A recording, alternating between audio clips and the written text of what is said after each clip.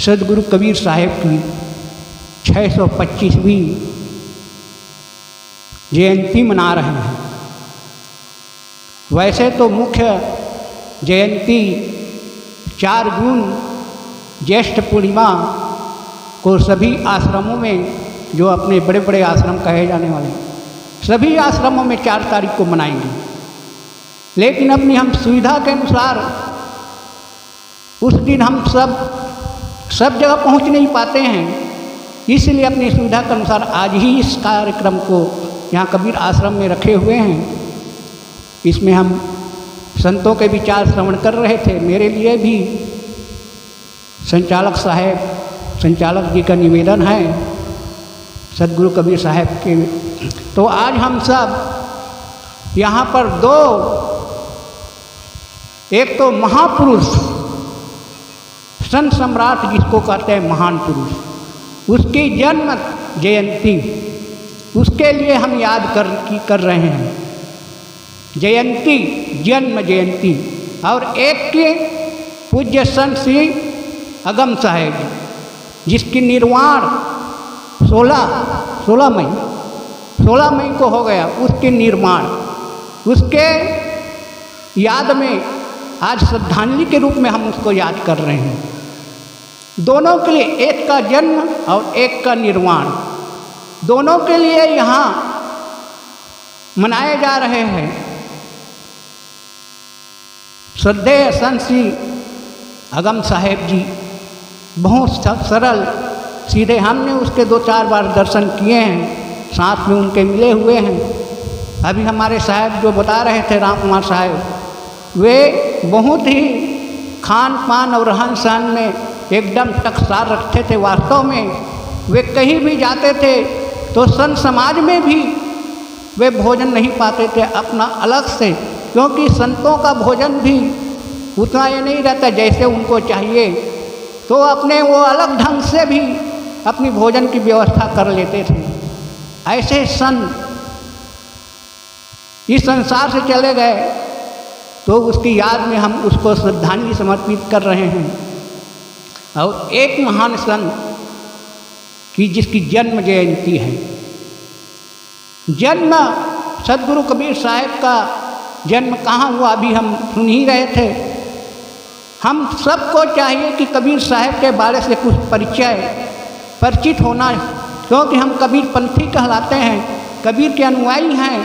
तो इतना भी हमको जानना चाहिए कि कबीर का जन्म कहाँ हुआ, उनके माता पिता, पालन पोषण माता पिता कौन हैं, वो उसका निर्माण कहाँ हुआ, कैसे हुआ, ये थोड़ा से हमको कुछ जानना चाहिए, कबीर पंथी हैं तो कबीर साहब का जन्म कहाँ हुआ?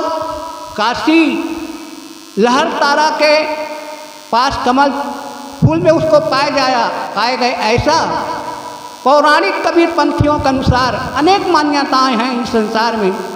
तो उनके कमल फूल पर उसको एक बालक के रूप में पाए गए, ऐसा मान्यता है।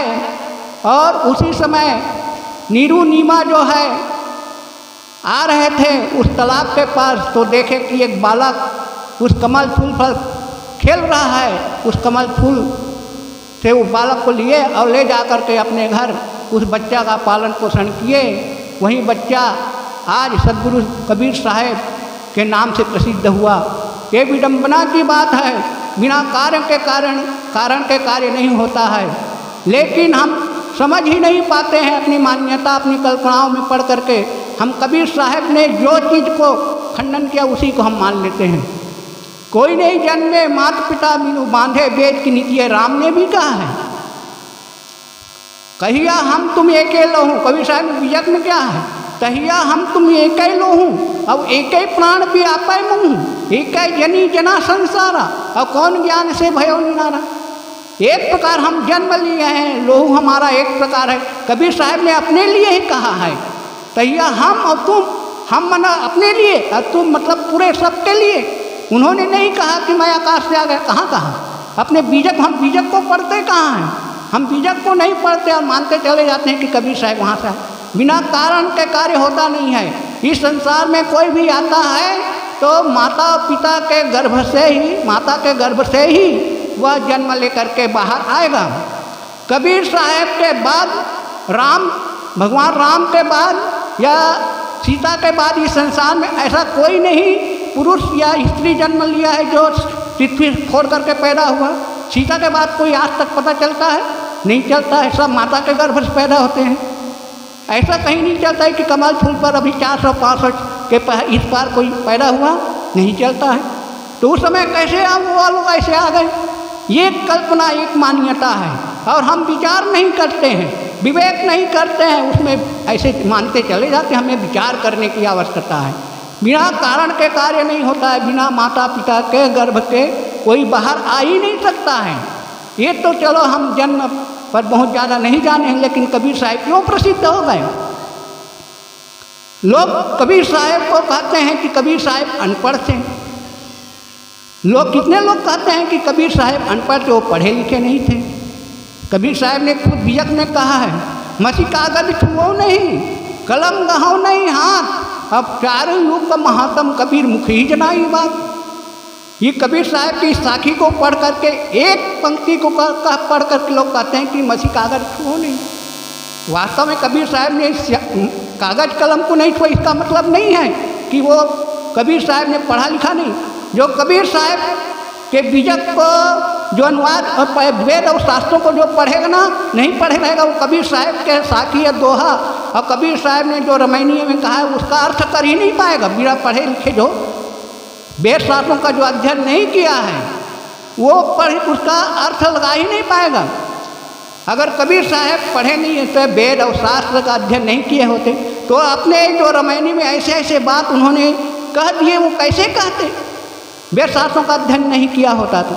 सब सदगुरु कबीर साहब अध्यात्म के अंदर आध्यात्मिक वेत्ता थे। उनके बात को कोई भी तर्क से काट नहीं सकता है।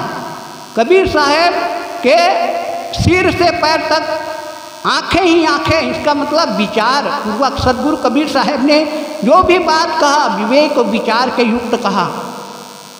सदगुरु कबीर साहब अपनी बात को ये नहीं कि केवल मुख से कह दिया। सदगुरु कबीर साहब जो भी बात कहा उसको उन्होंने जीवन में पहले जिया और जी करके तब उसको लोगों के बीच में कहा। इसलिए हम ऐसा नहीं कह सकते हैं कि कबीर साहब ने पढ़ा लिखा नहीं। कबीर साहब पढ़े लिखे हैं। केवल डिग्री ले लेने से, स्कूल या कॉलेज में जा कर के डिग्री ले लिए, 2-4 डिग्री है वही पढ़ा लिखा है, ऐसा नहीं होता है। आज हम वर्तमान में देखते हैं, वर्तमान में अभी सदगुरु विशाल देव का नाम आप सब लोग जानते हैं। सदगुरु विशाल देव भी एक अक्षर नहीं पढ़े थे, लेकिन उन्होंने एक बहुत बड़ा भवयान पुस्तक विशाल वचनामृत 4 ग्रंथों का पुस्तक उन्होंने रच दिया। वो भी एक शब्द पढ़े लिखे नहीं थे। तो एक शब्द जो पढ़े लिखे नहीं उतना बड़ा कैसे ये 4 ग्रंथ का विशाल वचनामृत पुस्तक तैयार कर दिया। और उनके इतने ग्रंथ में इतने वैराग्यवर्धक बातें और सद्गुण सदाचार युक्त बातें, कितनी बढ़िया बढ़िया मालूम बातें हैं जो समझ नहीं पाएगा जो अध्ययन नहीं करेगा। तो इस प्रकार हम ऐसा नहीं है कि सदगुरु कबीर साहब पढ़े लिखे नहीं थे। सदगुरु कबीर साहब पढ़े थे, तभी वो सभी वेद शास्त्रों का उदाहरण दिए अपने बीजक में।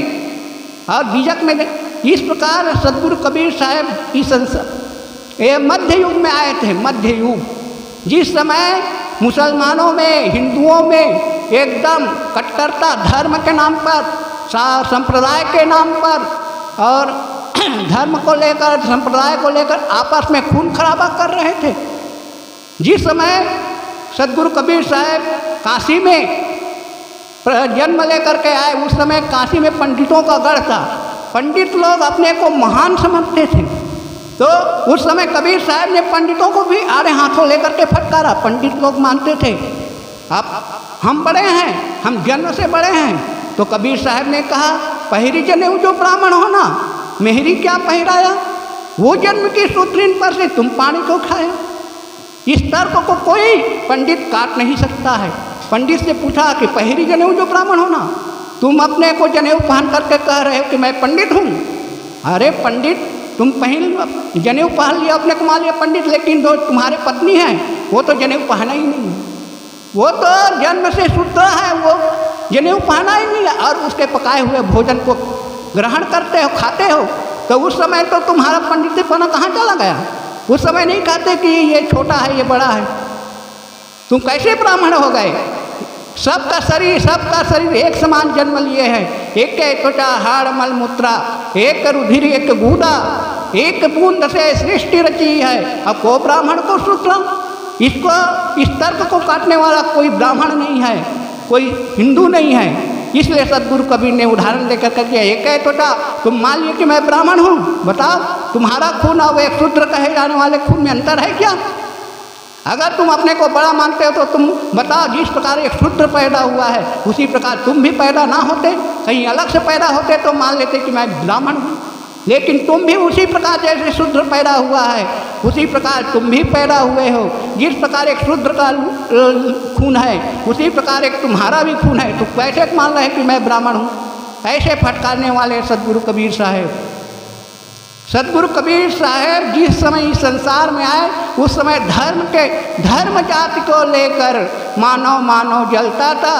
तू बड़ा नीच तू कहकर आर्य काय गलता था। आर्य काय वही ब्राह्मण लोग जलते थे एक दूसरे को धर्म के नाम पर। धर्म को समझ नहीं पाए लोग, किसी जाति धर्म को, किसी देवी देवता को, किसी संप्रदाय को धर्म मान लिए, किसी चोटी को मोटी को चोटी चढ़ाना को धर्म मान लिए। ये सदगुरु कबीर साहब ने उसको धर्म नहीं माना है। धर्म क्या है?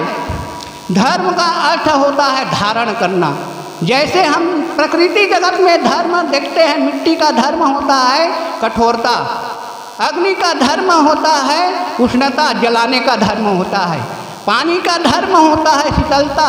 ये अपने धर्म को नहीं छोड़ सकता है। जैसे हमारे शरीर में आँख का धर्म होता है देखना, हम नाक से नहीं देख सकते ना कान से नहीं देख सकते, केवल आँख से ही देख सकते हैं। आँख के अलावा और कोई कहीं से नहीं देख सकते हैं। आँख का धर्म क्या है? देखना। कान का अर्थ क्या है? सुनना, धारण। इसी प्रकार ये मानव का धर्म क्या है? मानव का धर्म है दया, क्षमा, सत्य, शील, विवेक, विचार, गुरु भक्ति। ये सब धर्म हैं।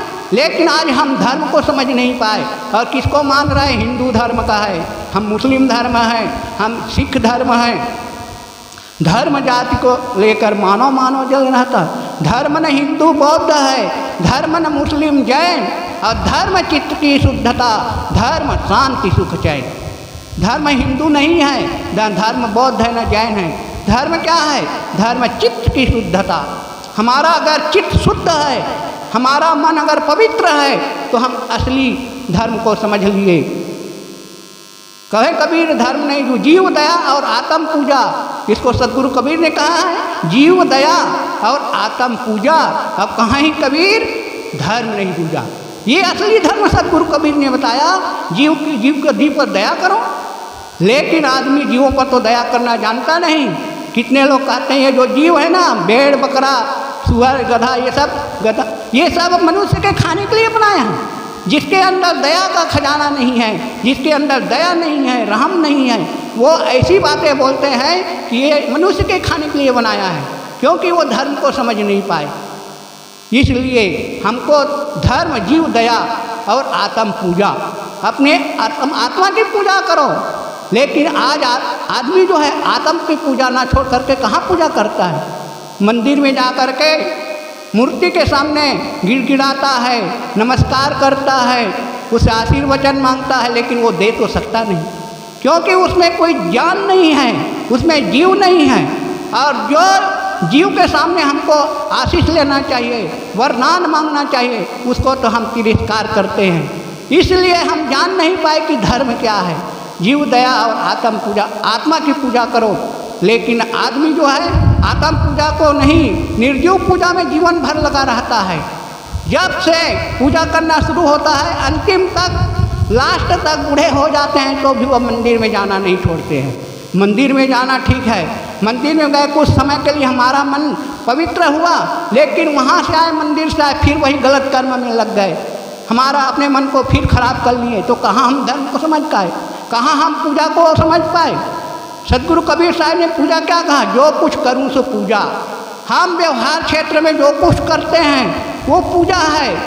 हम धर्म हम अगर कार्य व्यापार में अगर चित्त मन लगा करके व्यापार करते हैं वही हमारे पूजा हो जाएगा। घर के हम भोजन बनाते हैं तो भोजन अगर बना है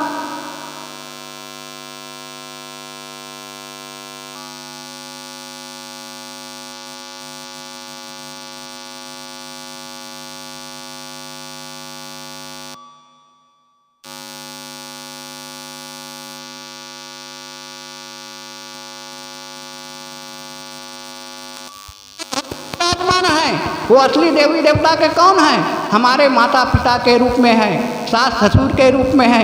आप उसको तिरस्कार मत करो, उसकी तिरस्कृत मत करो, उसकी सेवा करो तो आपको आशीष मिलेगा, वरदान मिलेगा, आप सुखी रहेंगे। लेकिन ये भगवान को छोड़ करके हम उस भगवान की याद करते जो कभी हमको सुखी नहीं बना सकता है। 4 प्रकार के जो भगवान बताया जाता है, मातृदेव भव, पितृदेव भव, गुरुर्देव भव, अतिथि देव भव, ये 4 प्रकार के भगवान को हम समझ नहीं पाए। ये शास्त्रों में कहा गया है, शास्त्र की बात को हम नहीं मानते हैं। लेकिन आज जो कल्पना के रूप में इस संसार में प्रचलित हो गया है, उसी भगवान के पीछे हम दौड़ रहे हैं, तो हम सुखी कैसे होंगे? ये सब आज हम कबीरपंथी कहला रहे हैं, तो कबीरपंथी कहलाते हुए भी कबीर साहब के बात को हम नहीं मानते हैं। कबीर साहब कहते हैं कि जो आपके घर में सद्गुरु संत और जो आपके सदस्य हैं उसकी पूजा करो तो तुम्हारी असली पूजा हो जाएगी। ये सब बात सद्गुरु कबीर साहब की तो अनेक पहलू है। एक पहलू पर अगर हम विचार करते जाएंगे तो हमारा समय दिन भर लग जाएगा। इसलिए एक शब्द गुरुदेव का ताका अनंत विचार, अनंत विचार है, अनंत पहलू है।